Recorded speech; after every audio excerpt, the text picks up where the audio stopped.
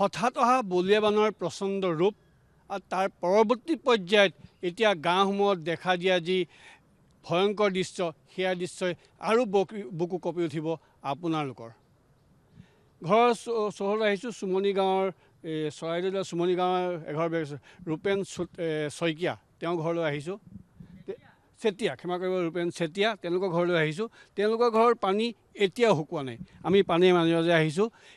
এই ৩-৪ মিনিট আমি পানী খচকাৰ সময়তে আমাৰ ভৰিত খজুতি লাগিছে। ইয়াৰ লোকসকলৰ কি অৱস্থা হৈছে সেয়া আচলতে চাবলগীয়া বিষয়। আমি ভিতৰ ভাগলৈ যাবলৈ চেষ্টা কৰিম। কোনো এটা সম্পদে তেওঁলোকে ৰক্ষা কৰিব নোৱাৰিলে। প্ৰতিটি সম্পদে শেষ হৈ গ'ল। ঘৰখন কেঁচা, কিন্তু কেঁচা ঘৰখনত এতিয়া মানুহ থকাৰ পৰিৱেশ নাই। মই দাদা আপোনাৰ ওচৰলৈ আহিম, কিন্তু তাৰ আগত আমি সমগ্ৰ পৰিৱেশটো দেখুৱাই লৈছোঁ যে ইতিমধ্যে দেখিব পাইছোঁ তেওঁলোকৰ ঘৰৰ পৰিয়ালৰ লোকসকলে ঘৰৰ চফাই কাৰ্যত লাগি পৰিছে। যিমান সোনকালে পাৰে চেষ্টা কৰিছে যে ঘৰখন যেন আকৌ আগৰ ঘৰখনৰ নিচিনা ঘূৰাই আনিব পাৰে, তাৰ চেষ্টা তেওঁলোকে অব্যাহত ৰাখিছে। আমি কেমেৰাখন বিতুপনৰ সমগ্ৰ পৰিৱেশটো দেখাই দিব। ভিতৰত ভীষণ আন্ধাৰ, এই আন্ধাৰ মাজত তেওঁলোকে কাম কৰি আছে। প্ৰতিটি সম্পদে আচলতে এই বলিয়া বানে শেষ কৰি পেলালে। তেওঁ ঘৰখনেই হওক, তেওঁ ভঁৰাল ঘৰেই হওক, তেওঁ খেতিপথাৰেই হওক বা তেওঁ বাৰীখনেই হওক, কোনো এপদ সামগ্ৰীয়ে ৰক্ষা কৰিব নোৱাৰিলে তেওঁলোকে এই লোকসকলে। গতিকে এতিয়া তেওঁলোকে জীয়াই থাকিবলৈ থকা একমাত্ৰ ঘৰখন কোনো ব্যক্তি থাকিব পৰা নাই।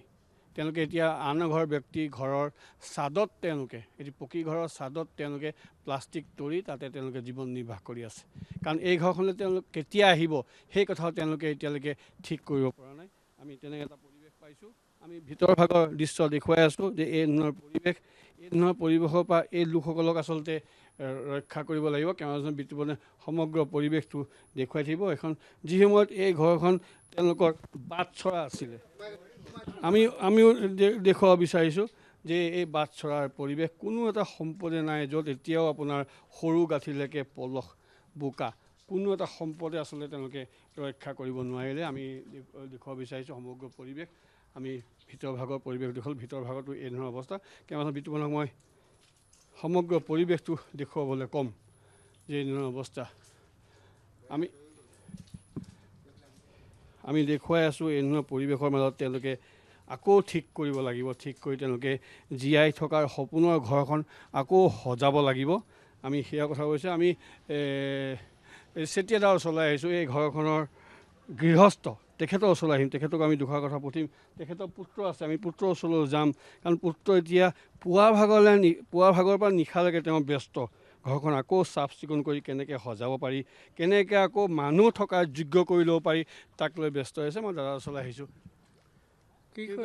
কি কৰিব আৰু দেখিলে নহয় পৰিৱেশটো, এই বেৰ নিলে, ঘৰ নিলে, হাতীটোকতে হৈ আছে। এইখন ঘৰ তৰিবলৈ মোৰতো সমৰ্থও নাই, মোৰ একো কামানি নাই, ল'ৰাও কামানি নাই। এতিয়া কি কৰে, দিন হাজিৰা কৰা মানে কোনোবাই জেওৰা ভাজিবলৈ মাতিলে যাওঁ, কোনোবাই পথাৰ আলি দিবলৈ মাতিলে যাওঁ, এই গোটেই খাই আছিলে। এতিয়া এই পৰিয়ালটোক এতিয়া কেনেকৈ কি কৰোঁ, ঘৰে বনাম নে খুৱাম, একো খেনৰীখন দেখিছে নহয় আপোনালোকে। এই যে ঘৰখন চফা কৰি আছে, কিমান দিন লাগিব? আৰু লাগিব, আৰু 15-20 দিন লাগি যাব। মানে আপোনাৰতো ভিতৰততো সোমাব নোৱাৰোঁ, একেবাৰে নোৱাৰোঁ। এইটো সম্পূৰ্ণ চেঞ্জেই কৰিব, দেখিছোঁ। চেঞ্জেই কৰিব লাগিব সম্পূৰ্ণ। আপোনালোকে দেখিলেই ভিতৰৰ অৱস্থাটো।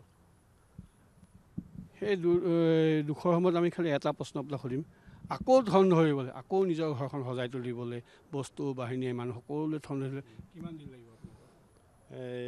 আগৰ দিনৰ নিচিনা হ'বলৈ হ'লে প্ৰায়তো আপোনাৰ 5-10 বছৰ লাগি যাব। ইমান দিন লাগে? বেগলৈ গ'লোগৈ আমি একেবাৰে।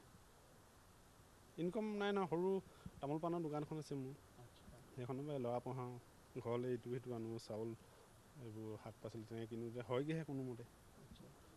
বছৰটো খেতিও নোযোৱেগৈ। এতিয়া দোকানো বন্ধ, আপোনাৰ দোকান বন্ধ এতিয়া।